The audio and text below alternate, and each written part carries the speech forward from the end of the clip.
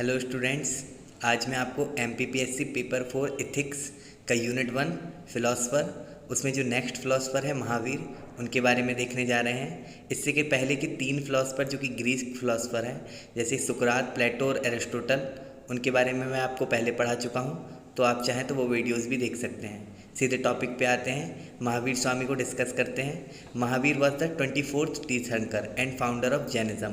तो ये कौन है? जैनिज़्म में तीर्थंकर का क्या मतलब होता है? तीर्थंकर मतलब होता है कि ऐसी पर्सनालिटी या ऐसे टीचर जिनको काफ़ी नॉलेज है और जो अपनी नॉलेज को स्प्रेड करते हैं, उन्हें बोलते हैं तीर्थंकर। और महावीर स्वामी क्या हैं? ये फाउंडर हैं जैनिज़्म के। Jainism was started as philosophy. Jainism कैसे स्टार्ट हुआ था? एक फिलॉसफी के रूप में, फिर वो धीमे धीमे क्या हो गया? कन्वर्ट हो गया एक रिलीजन में। इनके अपन डिटेल के बारे में देखते हैं। तो इनका चाइल्डहुड नेम क्या है? वर्धमान। इनका बर्थ कहाँ पे हुआ है? कुंडग्राम, वैशाली, 540 BC में इनका बर्थ है। डेथ कहाँ हुई है इनकी? डेथ हुई है इनकी पावापुरी, बिहार में, 468 BC में। इनकी मदर का क्या नाम है? इनकी मदर का नाम है त्रिशाला। और ये कौन से क्लेन से हैं? लिच्छवी प्रिंसेस थी। और इनके फादर का नाम है सिद्धार्थ, जो कौन से क्लेन से हैं? इक्ष्वासु क्लेन से। इनके ब्रदर कौन है? ब्रदर है इनके नंदीवर्धन। वाइफ है यशोधरा। डॉटर है इनकी अनुजा प्रियदर्शनी। और सन इन लॉ है इनके जमाली।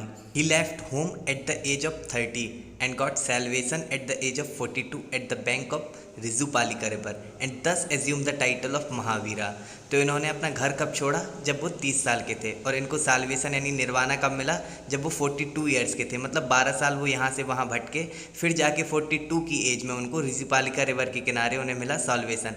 सॉल्वेशन का मतलब होता है liberation from the cycle of birth and death. मतलब कि जीवन के जन्म और मृत्यु के बंधन से मुक्त हो जाना ही क्या है? सॉल्वेशन या निर्वाणा है। तो वो इन्हें 42 ईयर्स की एज में मिला। और उसके बाद इन्होंने कौन सा टाइटल एज्यूम किया?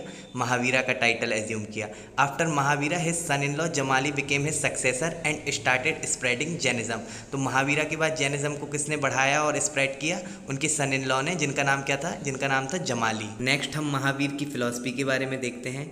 इसमें वो कहते हैं कि he believed in the concept of karma, soul and rebirth, does not believe in the concept of God. मतलब भगवान के कॉन्सेप्ट पर वो विश्वास नहीं करते थे। वो मानते थे कि भगवान वगैरह नहीं होते हैं, और इस कॉन्सेप्ट को वो पूरी तरीक़ा से नकार देते थे। और वो कंसेप्ट, किस कॉन्सेप्ट को बिलीव करते थे? कि कर्म, सोल यानी आत्मा, और पुनर्जन्म, इस कॉन्सेप्ट को वो मानते थे। ही कंडेम्ड वर्ण सिस्टम, वेदास एंड वैदिक रिचुअल। तो उन्होंने किसकी निंदा की? वर्ण सिस्टम की, वेदास की और वैदिक रिचुअल की। इन सारी चीज़ों की उन्होंने निंदा की। और उन्होंने किस चीज़ का कॉन्सेप्ट दिया? त्रिरत्न का कॉन्सेप्ट दिया, जो कि पेपर 2016 में आ चुका है। तो उसमें पहला रत्न है राइट व्यू, मतलब सम्यक दर्शन। It means to avoid prejudice, superstition and to see the real nature of life. इसका मतलब कि किसको अवॉइड करना? प्रिजुडाइज मतलब पूर्व धारणा को, सुपरस्टिशन को अवॉइड करना, और जो हमारी लाइफ का रियल नेचर है उसको देखने की कोशिश करना, वो है राइट व्यू। सेकेंड है राइट नॉलेज, सम्यक ज्ञान। It means having sufficient and correct knowledge about real world. Means हमारा जो संसार है उसकी सफिशिएंट और करेक्ट नॉलेज होना। A person who has correct knowledge will naturally detach himself from materialistic desire and attain peace of mind.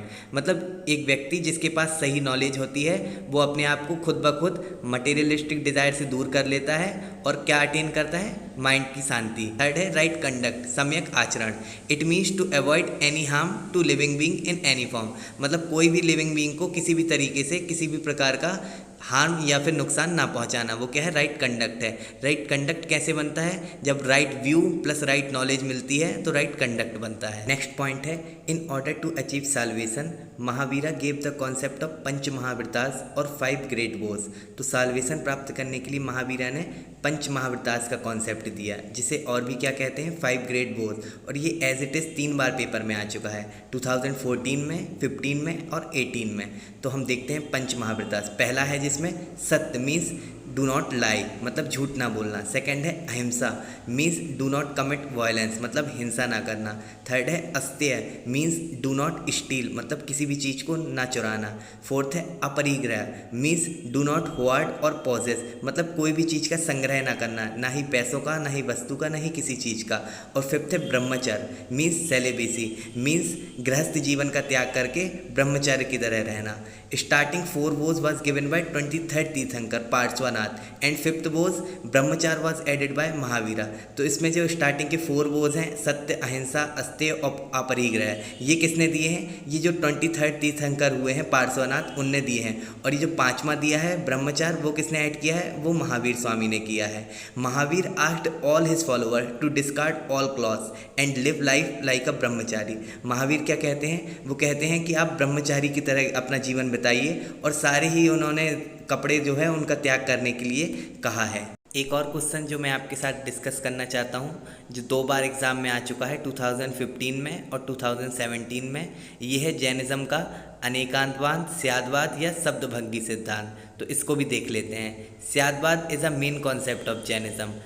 ये क्या है? जैनिज़्म का एक मेन कॉन्सेप्ट है। It means ultimate truth and reality is complex. इसका मतलब क्या होता है? जो अल्टीमेट सत्य होता है ना, या ट्रूथ होता है या रियलिटी होती है, वो कॉम्प्लेक्स होती है, बहुत जटिल होती है, और उसके हैज़ मल्टीपल एस्पेक्ट, मतलब कई आयाम होते हैं।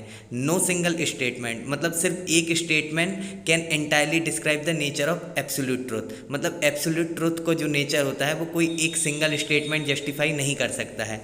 It means all the knowledge that we have is relative, partial and conditional. तो इस सिद्धांत के माध्यम से वो क्या कहते हैं कि जो भी नॉलेज हमारे पास है वो क्या है? रिलेटिव है, पार्शियल है और कंडीशनल है। Jain philosopher give the example of 6 blind man and an elephant. तो जैन फिलोसफर ने इस फिलोसफी को प्रूफ करने के लिए क्या दिया है? 6 ब्लाइंड मैन और एक एलिफेंट का एक एग्जाम्पल दिया है। ये जो these 6 blind man touched different part of element like ear, leg, trunk and tail and describe elephant as fan, pillar, snake and rope. So even though all are correct but their truth is partial in nature.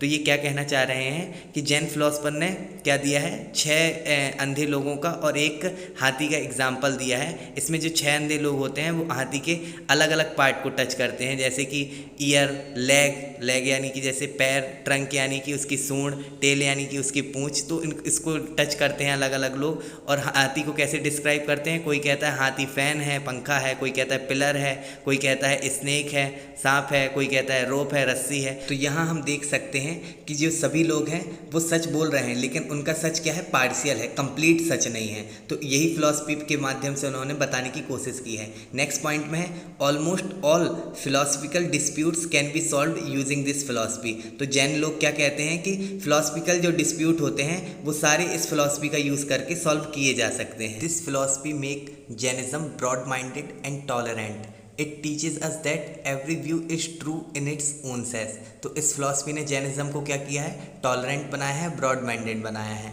It teaches us that every view is true in its own sense. ये क्या teach करती है? ये हमें बताती है कि जो हर व्यक्ति का जो व्यूज़ होता है वो कहीं ना कहीं ट्रू है अपने सेंस में ही। नेक्स्ट पॉइंट है this is where Jainism become theological mean between.